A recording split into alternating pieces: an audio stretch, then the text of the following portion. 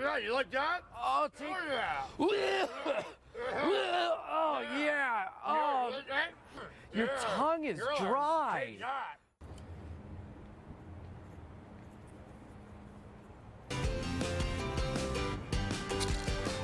Well, Marcus, I hope you're learning a valuable lesson right now. Okay, hey, big boy. Mom, I want to go home. Why did they have to film this? Male fragility much? None of my friends have to do this. You know what? You're cramping my style anyway. You know what? I'm going to let the camera person take you home, and I'm going to stay here myself and teach a few more men some lessons. And no, I won't apologize for making the world a better place. Oh, there?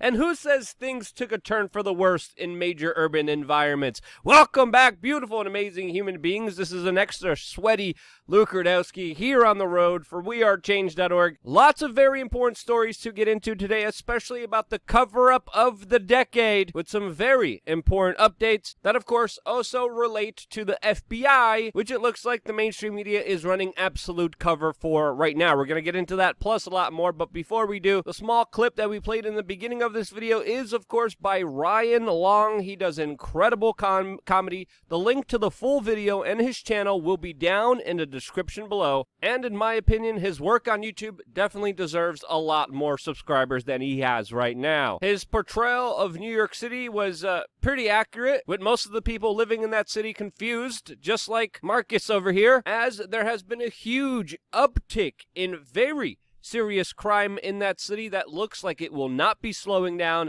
is only escalating, especially during the summer months. And just yesterday, last night in New York City, we saw 11 people shot, utter bedlam, a whole bunch of parties, even a bloody stampede yesterday in Washington Square Park, as police officers in America's biggest city are under an talked about protest, some would say slowdown, an unofficial strike where many times they refuse to do anything. What has been the New York City's response to all of this? Well, they started to give baseball tickets to shooting victims like a mother and her child that were recently seen on a viral media going around social media, showing the true conditions that New York City is in right now. Another major proposal that New York City is taking seriously right now is trying to ban e-scooters. Get this. For people's safety, while of course the city comes closer to utter chaos almost every single day. And the stats definitely do not lie here. And if you look at the crime statistics, be ready to be surprised, especially in almost every urban area in the United States, where I think it's fair to say things are definitely getting totally out of control, as we have this video from Oakland playing in front of you right now with reports of twerking on an ambulance that was prevented from reaching a call. Now, as you wait for your ambulance, as crime is taking over major urban areas, which you have to pay top tax dollar for, just for the privilege of living in, what's the federal government's response to all of this? Well, let's raise more taxes, as the Biden administration is planning on a, quote, new death tax that, of course, would rob the lower and middle class of this country from being able to own property, farms, real estate. As someone who would inherit any of those things would have to pay 40% of its value from when it was purchased to when it was received, and whatever gets passed down to you, stocks, assets, businesses, cars, the government is setting its eyes on it, which you should be made aware of. Where is the American mainstream media when it comes to informing the people, the general public, about the rising crime, increasing of taxes, the loss of wealth, the creation of a new poverty slave class, and the loss of civil liberties? Well, institutions like the Washington Post are lecturing us about how being born with a specific skin color is inherently bad, with their latest piece titled, quote, "What is white racial identity and why is it important?" Now, if the mainstream media is not blaming you for being born a specific way, they're also doing the bidding of the super powerful, essentially being the protectors of the ruling establishment, as perfectly exemplified by this, quote, opinion piece about how Anthony Fauci is, quote, clapping back against the very serious, legitimate concerns that people have from his many statements that he continues to contradict himself on. Now, I have a lot more to say about this. There's a lot of crazy videos out there. Mind-boggling, jaw-dropping news around a 14-year-old passing away. Again, so many things I want to get into, but I can't.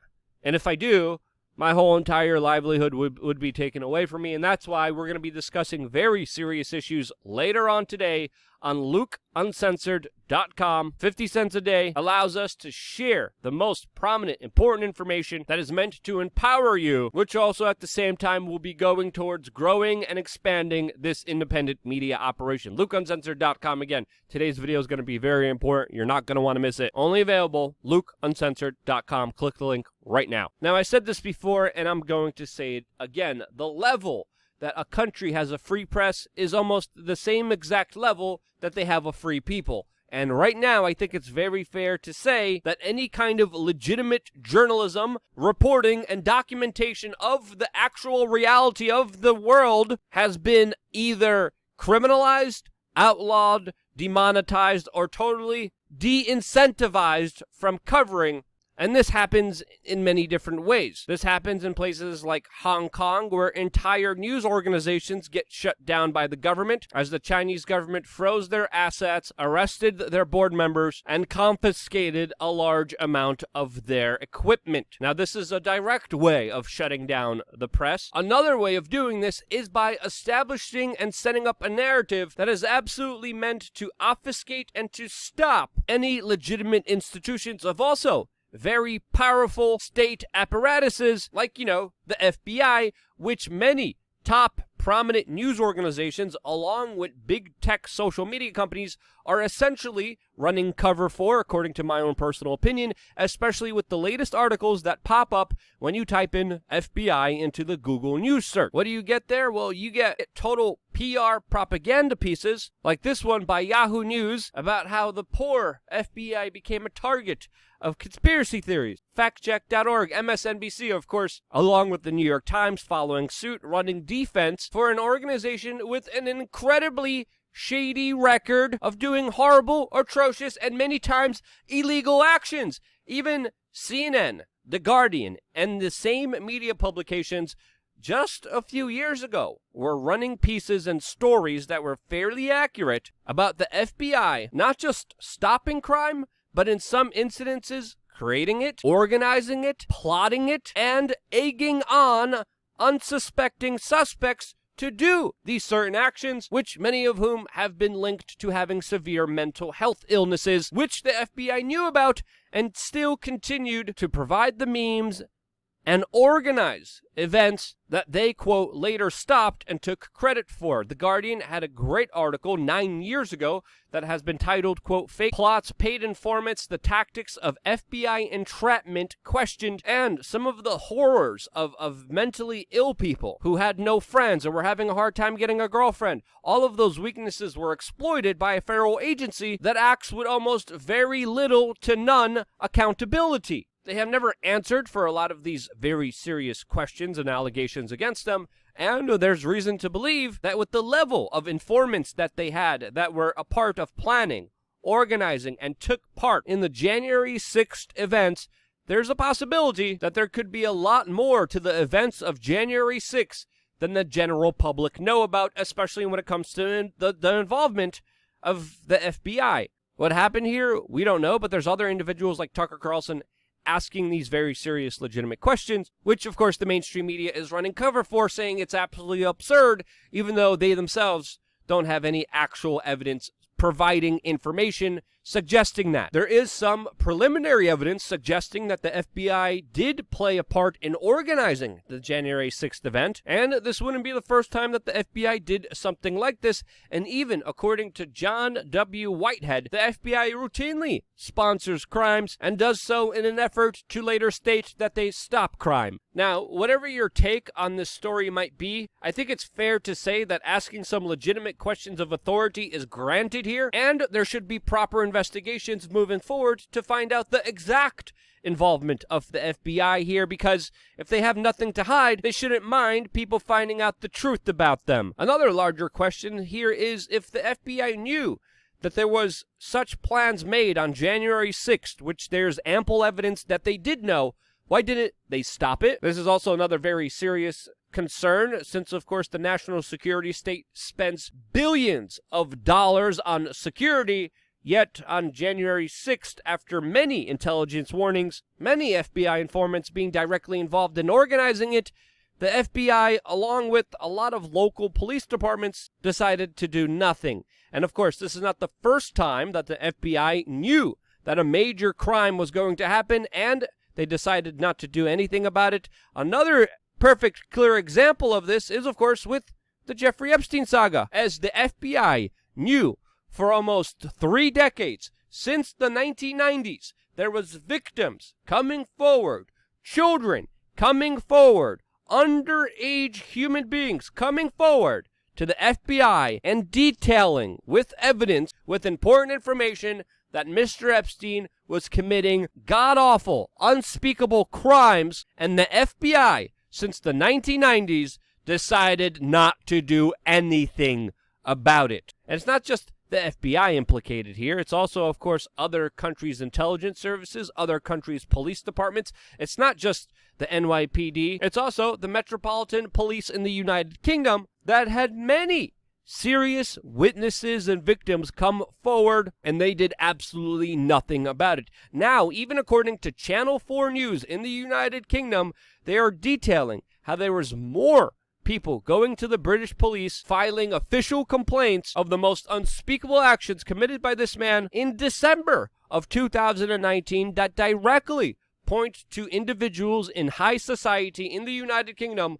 which the British police are choosing not to do anything about. The police here, the FBI here, essentially are apart and have allowed the horrible hurting of children in unspeakable ways. This was done right under their nose, and they allowed it to continue, or even potentially played a bigger role in it, since, of course, they didn't do anything to stop it. Granny walks into a capital. She's, of course, going to be target number 1. Powerful people hurting thousands of children. Nah, let's just swipe that under the rug. It doesn't matter to the police authorities here. And one reason why this is happening, according to the Daily Beast, from a new docuseries that will be highlighting how Epstein was a government informant, and I believe he was way more than just an informant, in my own personal opinion. I'm going to be talking about that as well, also on LukeUncensored.com. There's a lot of more things that I could say here. I'm going to save it for that specific platform so I don't get in trouble. Again, Ghislaine Maxwell right now is in jail awaiting her trial that was supposed to begin in 3 weeks. Her trial was supposed to start on July 12th. The trial has been postponed. We, of course, are following this case very closely, since there are serious allegations that Ghislaine Maxwell was actually the one organizing this larger international extortion trafficking operation, which, of course, she played a major role in. The fact that this case is getting postponed should have people worried.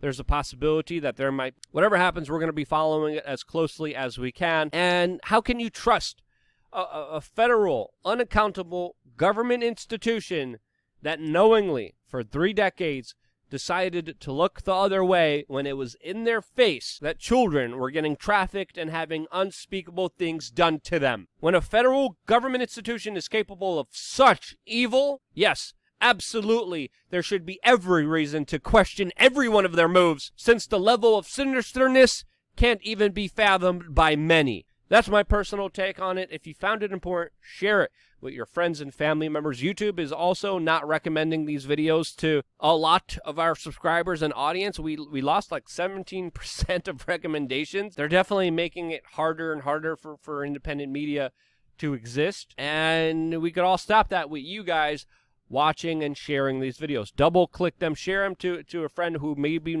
hasn't gotten a notification. It's more important than ever, especially with such important stories in such an important time that we are in right now. I wouldn't be here if it wasn't for you guys. This is why I love you. Stay tuned for more.